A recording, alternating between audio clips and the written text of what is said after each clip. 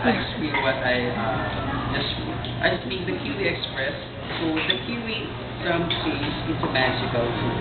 So whichever fruit which you like to eat, just to eat a piece of kiwi and just like some banana. So you will eat banana or not. And then I put the Express on my signature name, name tag. It represents the espresso. Espresso which collaborate with the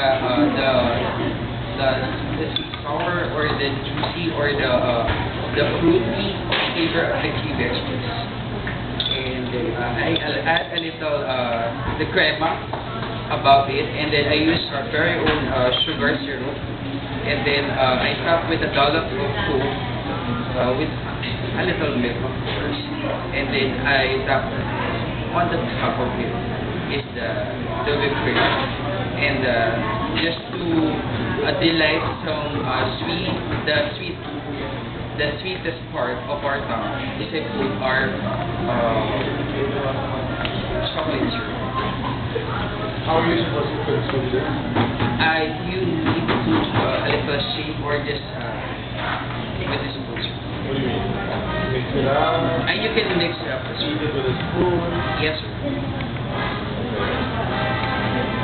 Okay. Thank you. Thank you.